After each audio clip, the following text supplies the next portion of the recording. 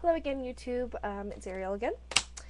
This is a video per request from a friend of mine. She and her family are going to be moving down to southern Texas to help with the oil spill cleanup down in the Gulf. And she has voiced concerns for her family's health as well as her own. For those of you who don't know, the mainstream media is not telling you everything that's going on. If you've ever delved into the non-mainstream media, you would have heard that there are toxic gases that are being released along with the oil. And there's a lot of people down there that have gotten really sick, and there's even been reports of unexplained deaths. Anyway, so she wanted or asked me if I knew any protection spells that she could help protect her family and her friends, or her family and herself. So I'm going to go over the ones that I was able to find in my resources. Unfortunately, there aren't many. So here's my second goal with this video. Like I said in my intro, I'm also going to be asking my viewers, the ones that have been practicing longer than I, I'm asking you also to help teach me, as well as me teaching all the new practitioners. So my question is, if you know any other protection charms or spells or anything along those lines, other than the ones that I mentioned here, please leave me comments with them or video responses. I'd love to hear from you, and so would my friend. So let me get started, because this is my fourth take, and I know that I barely have enough time to say everything I need to say. So, the first one is out of Scott Cunningham's book, A Guide to a Solitary Practitioner. Let's see here. Where'd it go? Oh no, I lost it. Okay, first one is protection symbols. You can draw protection symbols on amulets. Well, I'll just read the paragraph here. First, I'll show you the pictures. That symbol right there, and that symbol right there.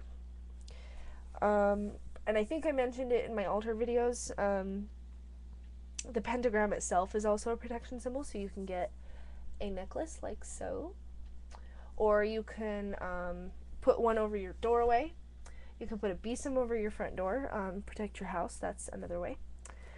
So in the paragraph with these particular symbols, it can be marked on your home, your car, or any objects you wish safeguarded, sewn or embroidered on clothing, robes, or other personal protection.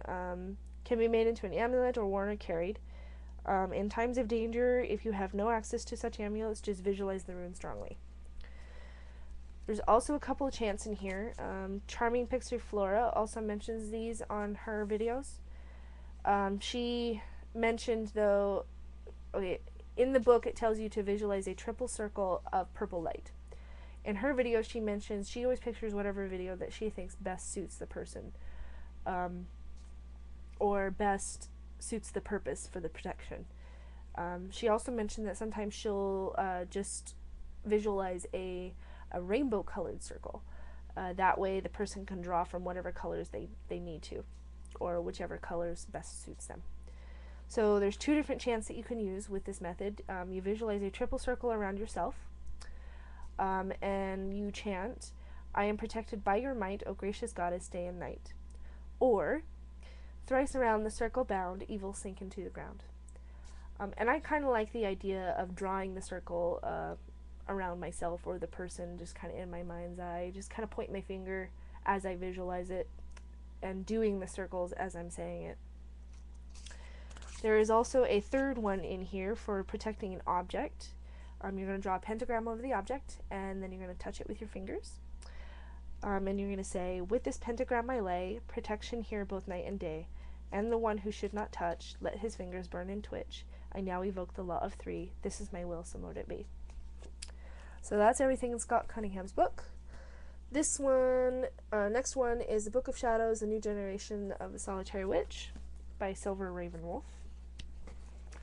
Her method, her protection methods, there's very few in this book. The first is like this whole section that talks about psychic defense. I'm afraid that I was unable to find that information in my resources. When I do, I will make another video for you. For those of you who already know, then you already know. So anyway, this is a Web of Stars protection meditation.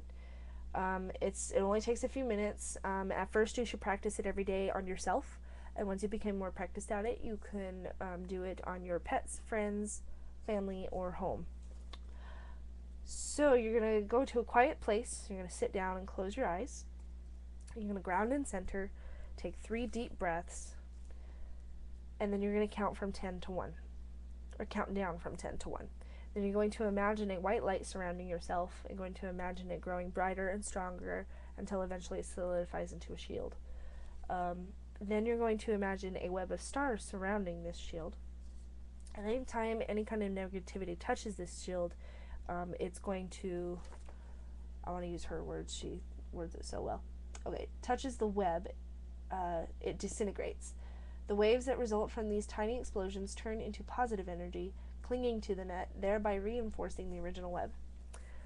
If you have a hard time visualizing that, just like I did the first time, just picture a bug zapper. Whenever a bug goes and touches or hits the bug zapper, the light becomes very intense after the little zit sound.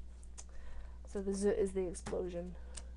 Okay, then you're going to hold this visualization as long as possible.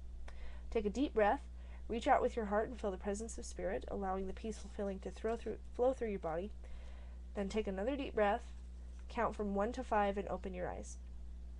You can also do this meditation whenever you feel sick, upset, sad, or think you are in danger. And that is it. Okay, so when you're doing it on another person or a pet or something like that, you're just going to visualize the web and the light around the other person. So that was all out of my resources. That was all I could find, literally. Everything else that I found on the internet was pretty much the same chance that were in Scott Cunningham's books. But I did find a video by Crafty Witch on YouTube for methods of cleansing your home. You can go around with a smudge stick. A smudge stick is a bundle of herbs or a bundle of sage, and you just burn it as you go around your home. You're going to go around the outside, the inside, all the doors, all the archways, all the attics or crawl spaces. Reason being is because any place that has any dark shadows or is dark, those shadows act as a portal for negative energy. So you always want to make sure that you get any dark corners, dark spaces like crawl spaces and attics. Some people can't access their attics or their crawl spaces because they're just too tiny and too hard to go around. In that case, you can just take a protection symbol of some kind and put it on the doorway of those areas. Or you can leave a little bowl of salt by the doorway and the salt will absorb the negative energy. So, ulterior methods to smudging. You can go around with full moon water that was charged during a full moon aspect. You can go around with holy water, salt water, or you can sprinkle salt all around the perimeter, or you can just put salt at the 4 corners of your home. If you don't like the idea of putting salt on your floors, obviously, then you can just go around with a bowl of salt and just picture all the negative energy being absorbed into the salt, and then you're going to dispose of the bowl of salt outside of the home. Or you can go around with a besom, since we use a besom to dispel negative energy in the space that you plan to conduct a ritual. Or you can anoint a candle with protective oil, and you're just going to use the same visualization as you did with the salt in the case of the candle. Now, in her videos with all these methods, she said that you should go around clockwise, or deosil. That's kind of confusing to me, because with the besom, you're supposed to go widdershins. You're supposed to think of it like a spiral. When you go widdershins, you're going to start on the outside of the spiral and move toward the center. When you go widdershins, you're going to start from the center and move to the outside of the spiral. Therefore, pushing the energy out, dispelling the energy. And when you go deosil, you're starting on the outside of the circle and going in, and you're pulling the energy in. That's why when you open a circle, you're going to go deosil, you're pulling the energy in. But when you're closing a circle, you're going to go widdershins, you're releasing the energy and dispelling the energy. So I would think going around your home, you should go widdershins to dispel energy. Whereas if you were going deosil, you're actually drawing energy in. So isn't that kind of defeating the purpose? I don't know. If you have any better ideas, let me know as far as the widdershins versus deosil. Also, I want videos and comments.